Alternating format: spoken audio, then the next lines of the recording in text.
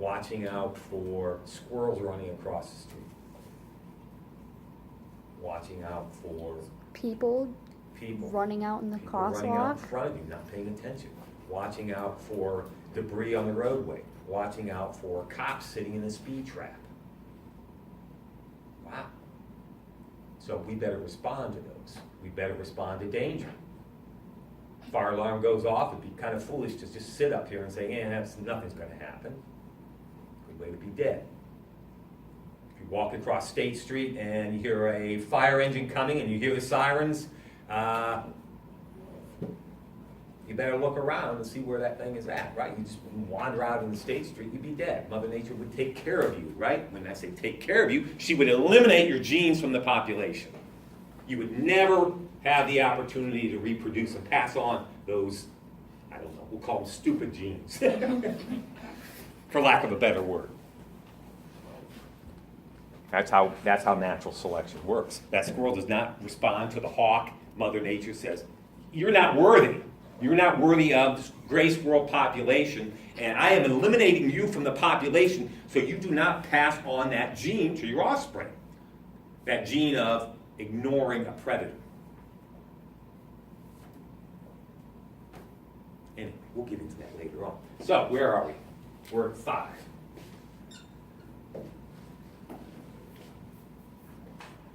But they die.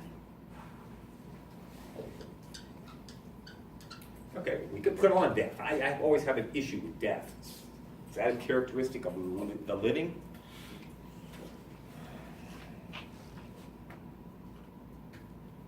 Be alive, you have to die. I don't know. We'll leave it up. It's a hard one. What else? Okay. Let's broaden that out. Let's say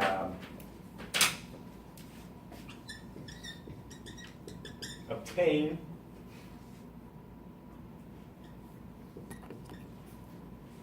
and utilize energy. That's the best way to say it, but it is. Let's try. Obtain and utilize energy. What do we mean? Photosynthesis? Could be, if you're a plant, or some type of algae. So, how is the baobab obtaining its energy here? Through photosynthesis, the process of photosynthesis. It's taking water, what else? Sunlight. Sunlight. Heat, energy. What are the 2 big ingredients we need for photosynthesis? We need sunlight, yes, that kind of powers the process, but we need water and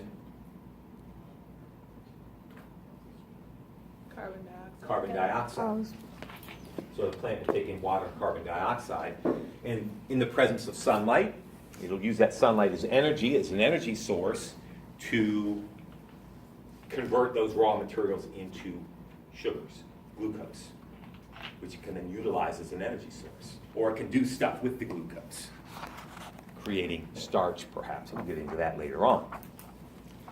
But, yeah, obtain, and of course, you can't just make the glucose and say, good, I'm done. What do you have to be able to do to it? Utilize it, metabolize it, do something with it, break it down, obtain the energy from the glucose molecule. And the baobab's clearly doing that because it's growing. Everybody has to do that. Squirrels out there are right now eating insects and eating lots of acorns, which are rich in starches. They find any fruits, they'll eat fruits. They find a pizza crust, they'll eat a pizza crust in a garbage can. But that's all an energy source for them. But it's not enough just to eat that pizza crust, right? What must their bodies do to it? Break it down. Obtain the energy in that pizza crust. The starches in that pizza crust. Likewise with us. It's not enough for me to have had a fruit smoothie this morning for breakfast. That's great, wonderful, but my body has to be able to do something with it once I have eaten that smoothie. It's to convert it to energy. So everybody's got to do that. Likewise with the bacteria in my mouth. They've got to do it too. Taking the sugars in my mouth right now from that smoothie, from the coffee I consumed, and they're breaking down those sugars. They obtain them, they utilize them, and utilize that energy to grow, to reproduce, to do what they have to do. Everybody's got to do that. Keep in mind, everybody, all 2 million plus species, not just some of them, not most of them, all of them.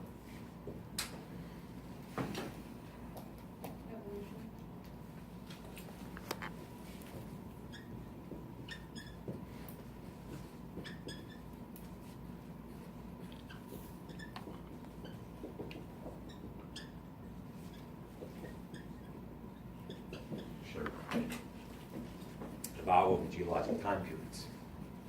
So if a species is going to be a long-term survivor on the planet, if baobabs, I don't know how long baobabs have been growing on planet Earth, I would imagine millions of years. If baobabs are going to survive on the planet for millions of years, what must they do? Adapt to their environment. Adapt to their environment. Why do they have to adapt? To survive. To survive, but To The environment change. changes. Yep. to deal with the changes in the environment over time. Yeah, so we could say evolve, we could also say adapt. That's another good word. Adapt to the environment, evolve over time. Sure, the environment that baobabs have grown in, evolved in, has not stayed the same over 1 million, 5 million years. The environment may become warmer, colder, drier, wetter. Predators may change.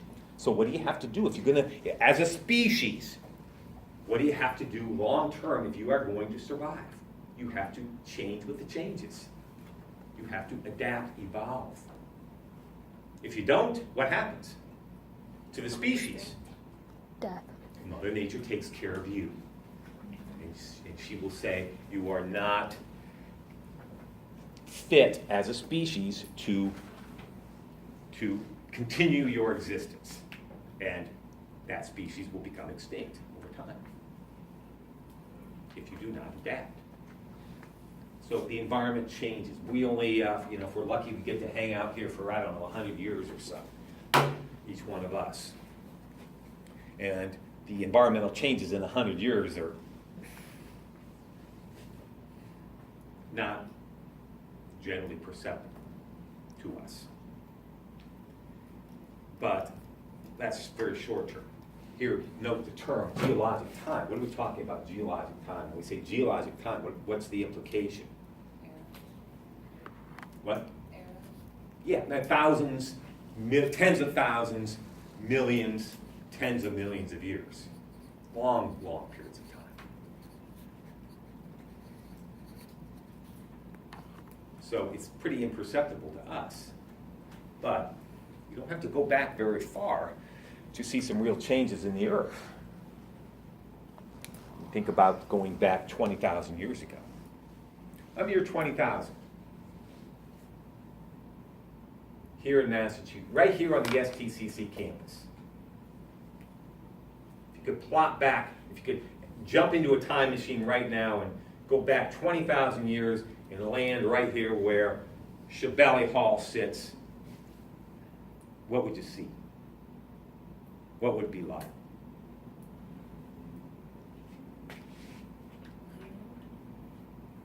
Grass. Nope, Forest. nope, Dryland. Dryland. nope. Dinosaurs. Dinosaurs, that's 65 million years ago, they bit the big one. What would it be like? Come on.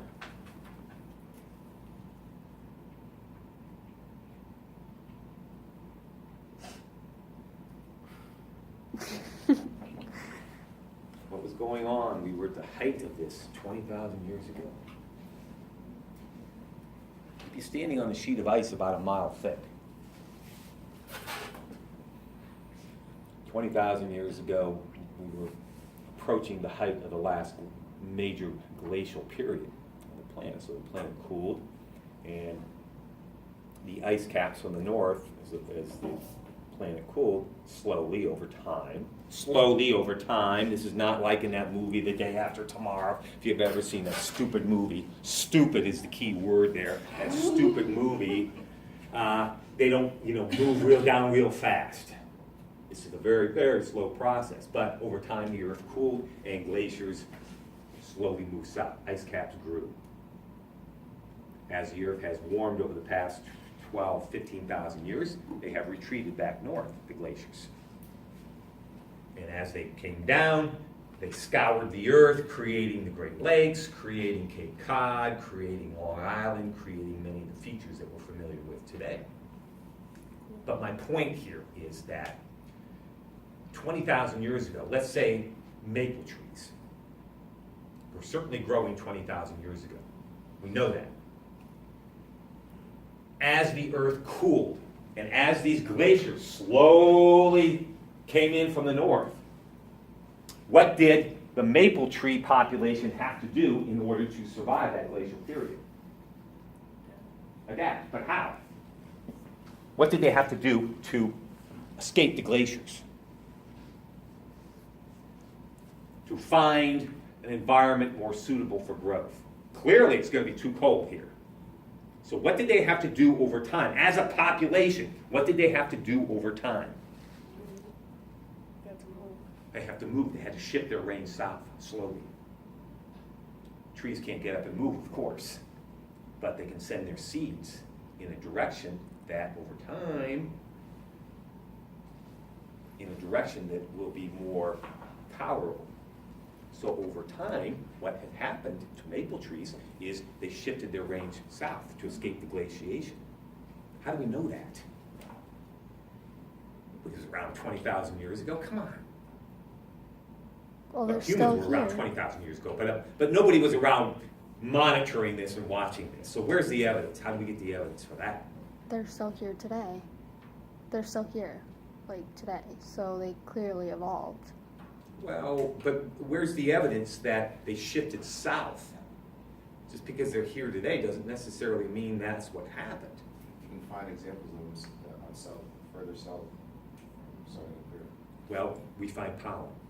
We find their pollen way south today, where we typically don't find some of the species of maples today, but we find their pollen in the sediments preserved dating back about 15, 20,000 years. Pollen is very small, but it's very hard, and pollen is the stuff that flowers produce to reproduce. Pollen is very, very abundant. So it's very small, and believe it or not, pollen grains are very hard, so they lend themselves to fossilization, preservation.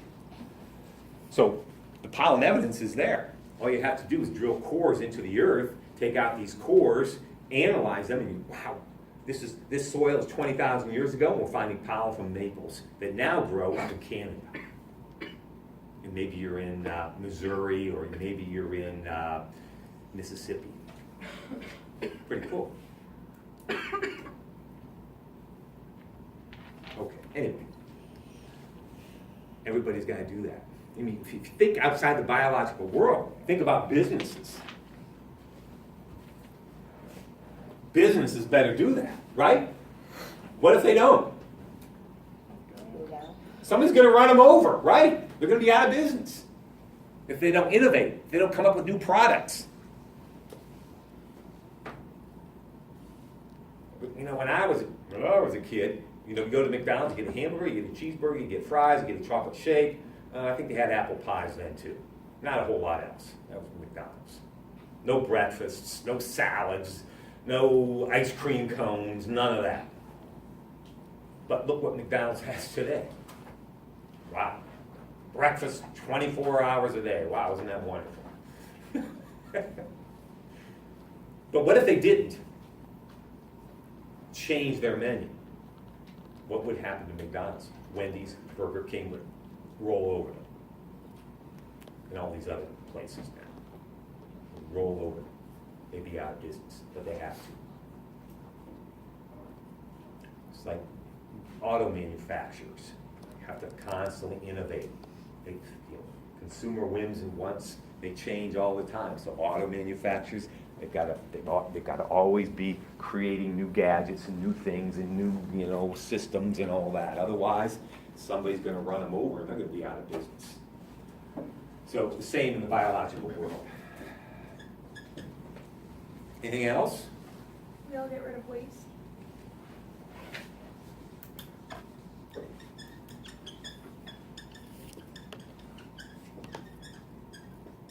Yeah. Eliminate wastes. Wastes from metabolism. Do plants eliminate waste? I don't know, is that Baobab? What's that producing as a waste? Oxygen. Oxygen. Oxygen is a waste. What else is a waste from this thing? The leaves. Yeah, the leaves, I guess we could kind of say that, once the leaves are done, that they will fall off. It's a form of waste. What else?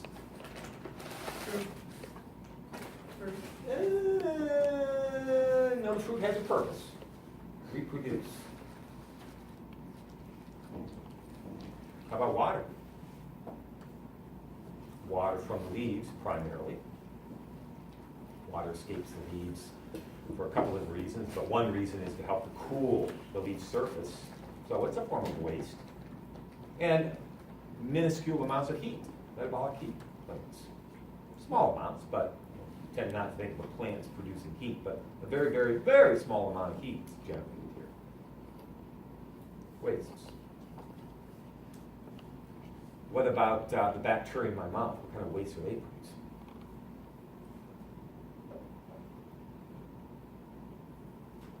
A nasty thought, right?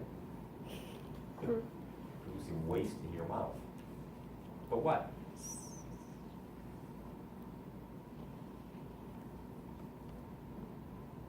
Heat. Minuscule amount of heat.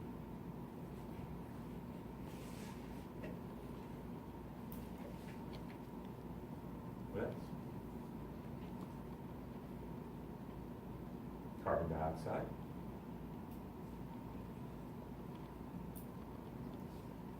Waste of metabolism, we generally call them acids. Those acids that attack your tooth enamel. So, waste, sure. Humans, we know urine, feces, that, but what else? Heat. Water, your waste. Carbon dioxide.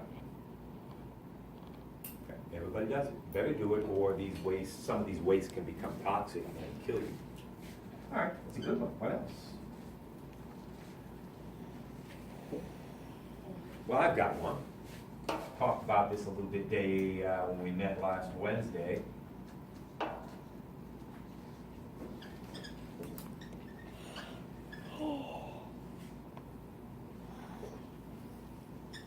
Composed of organic molecules.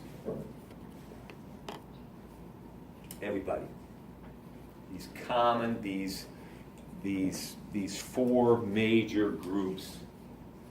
What are they?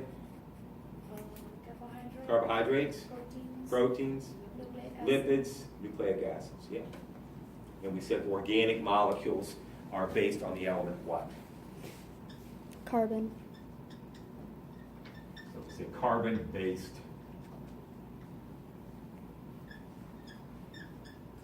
molecules, sure. So everybody, yes, the bacteria in your mouths are some combination of proteins, carbs, nucleic acids, and lipids. As does, excuse me, as does the baobab, as does the mushroom, as do the dust mites on the floor, as do each one of us. 9. Anything else?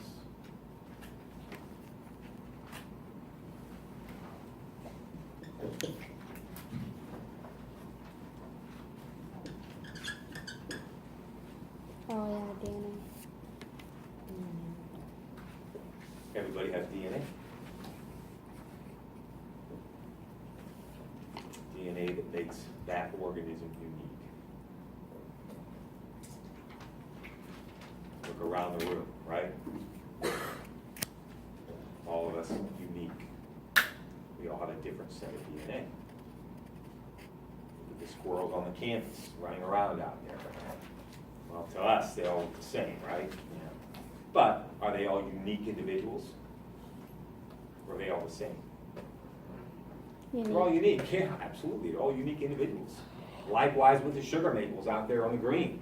Say, yeah, okay, there's one, yeah, whatever. Seen one, I don't need to see anymore, right? They pretty much all look the same, the sugar maples out there. But they are unique individuals. As are the mosquitoes flying around out there, as are the house flies flying around out there, as are the dust mites on the floor. Unique individuals. As are the bacteria in our mouths. Why? They all have a different set of DNA. It's kind of cool. Can we do 11? Regulation. What do you mean regulation? Like humans have to regulate their body heat. Okay. We call it regulation or homeostasis. Yeah, you have to regulate, you have to maintain some sort of internal environment, some sort of constancy internal, maintaining the proper levels of water within your cells, perhaps. Maintaining a proper body temperature, perhaps. Maintaining the proper number of various ions that are in your cells or outside your cells. That has to be regulated. And that's a characteristic of all living things, even plants, certainly, even bacteria. Everybody has to do that. So yeah, we can call it regulation, homeostasis. Homeostasis is used, but both terms are used, doesn't it?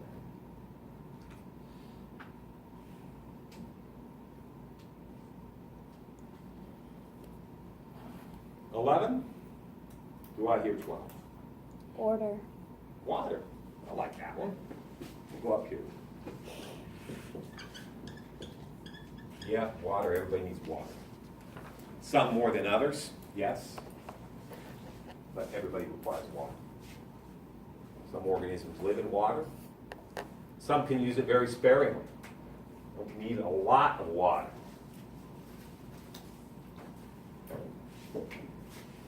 Some organisms may never drink water, just get it from their foods. But everybody needs it because why?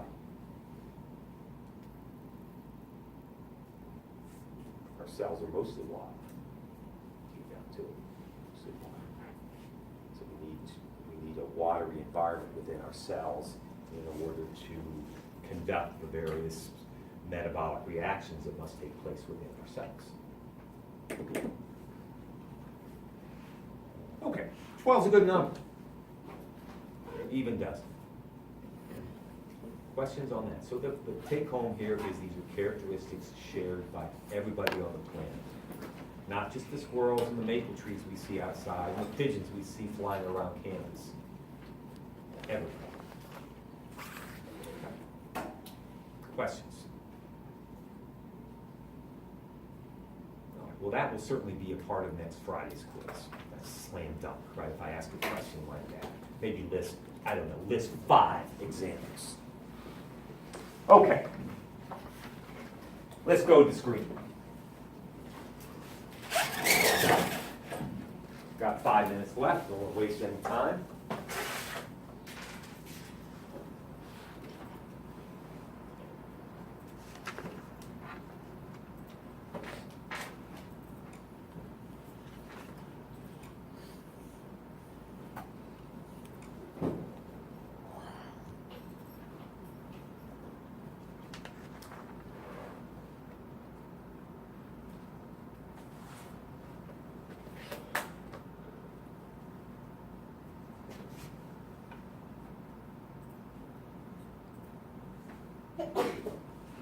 Let's start talking about some of the other organisms that share the planet with us. And what a place we live in, huh? It's the only place we know about that has life. Certainly, undoubtedly, there are places out there in the galaxy, in the universe, where life exists. No doubt about it. And I would bet my life that we could come back in 500 years and take a look around, we'd say, wow, life is really super abundant in the universe. We're not the only ones. But for now, this is it. That's all we know about. And humans are just one of 2 million plus other species.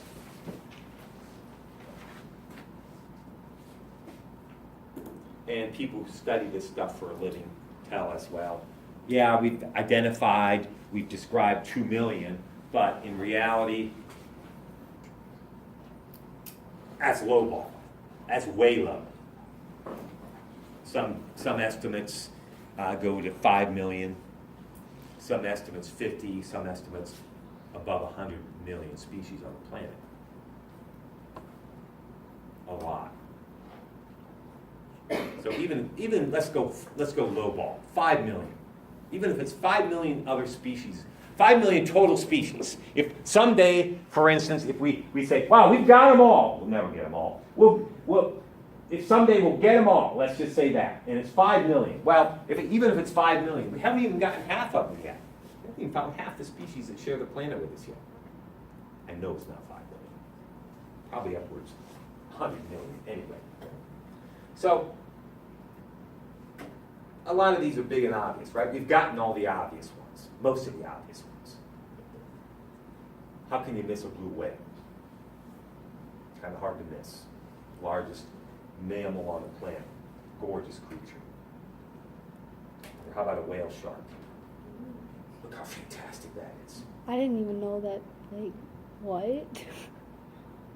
I've never heard of one of It's those. called a whale shark. Wouldn't it be unbelievable to be diving and have this big creature just swim right by? You know, they're harmless. People don't, it's not a shark that's going to attack a human. They eat very small sea creatures. But wouldn't that be a gas? I mean, to be diving and having this thing swimming around you, checking you out. Wow, how exciting. Big and obvious. Big and obvious, the elephant seal. But those are the ones that are most familiar to us. Most of these 2 million that we know about are not big and obvious. They're small, like insects, like beetles. Over 300,000 different species of beetles have been identified. 300,000.